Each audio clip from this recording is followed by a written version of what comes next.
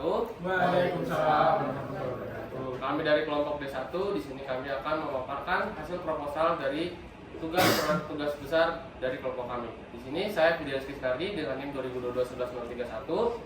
Saya Arifin Prasetyo dengan NIM 2022-11-026. Saya Muhammad Taufik Basir dengan NIM 2022-11-063. Saya Muhammad Rizky Putra Herlawan 2022-11-006. Saya Faida Safadila dengan 2022-11-37. Oke, di sini kami akan lanjut ke tugas masing-masing. Oke, baik, pada kesempatan kali ini saya akan memaparkan mengenai latar belakang dari proposal kami yang berjudul pemanfaatan IoT untuk otomatisasi dryer pada pakaian dengan skala yang kecil. Nah, Indonesia memiliki dua musim yang mempengaruhi aktivitas menjemur pakaian. Nah, cuaca yang tidak menentu membuat proses ini sulit. Untuk mengatasi masalah tersebut, penelitian ini mengusulkan jemuran otomatis yang bekerja mandiri dengan sensor hujan dan juga cahaya. Pada alat ini, kita menggunakan ESP32 yang bertujuan untuk memudahkan pengguna, menghemat waktu dan tenaga, serta memaksimalkan penggunaan sinar matahari dan pemantauan secara real time. Baik, di sini untuk komponen yang digunakan pada peralatan ini yaitu ESP32 yang digunakan sebagai microcontrollernya. Kemudian ada raindrop sensor yang digunakan untuk mengetahui apakah ada hujan atau tidak. Kemudian ada modul LDR atau lag dependent resistor yang digunakan untuk mengetahui gelap terangnya dari suatu cuaca. Kemudian ada motor DC yang digunakan untuk menggerakkan jemuran tersebut.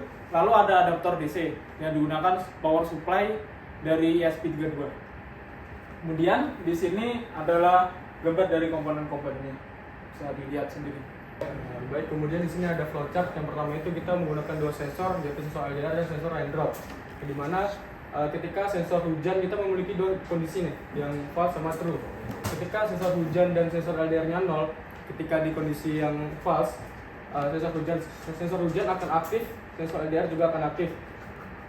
Maka dia akan mendeteksi hujan dan akan memasukkan jemuran. Nah, kemudian adapun kondisi selanjutnya itu ketika sensor hujannya nggak aktif, kemudian sensor LDR itu aktif, maka dia itu mendeteksi tidak hujan. Dia akan memasukkan jemuran juga karena di sini sensor LDR itu untuk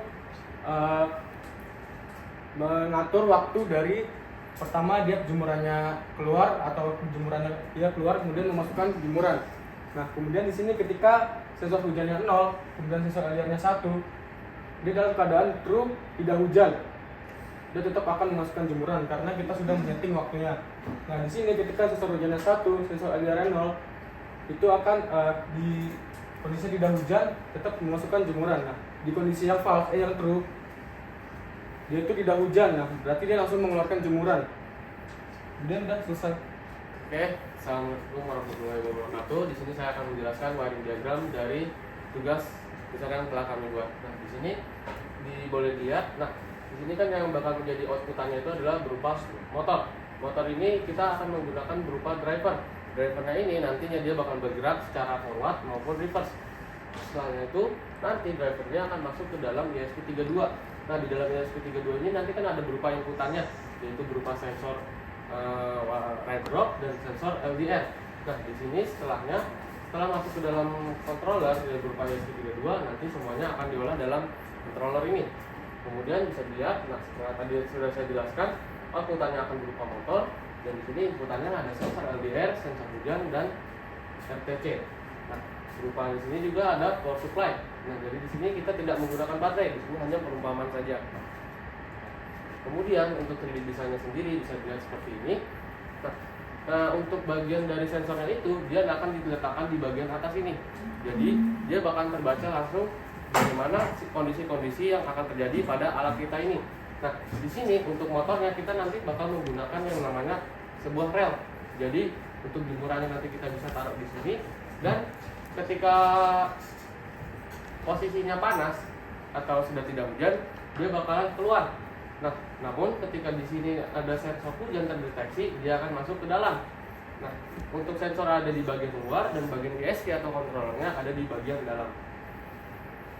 Nah, kurang lebih tampak samping seperti ini.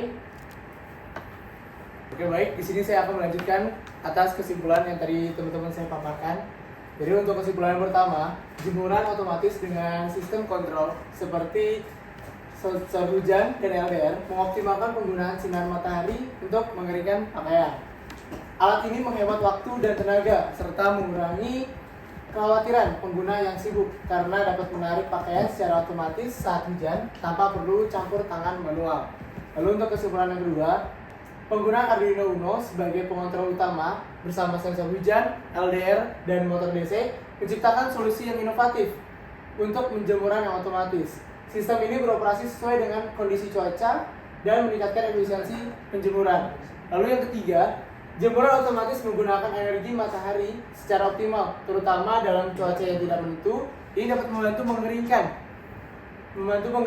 menghemat energi dan ramah lingkungan, serta mempermudah proses penjemuran bagi masyarakat. Mungkin itu saja yang bisa kelompok kami sampaikan. Kurang lebih mohon maaf. Wassalamualaikum warahmatullahi wabarakatuh.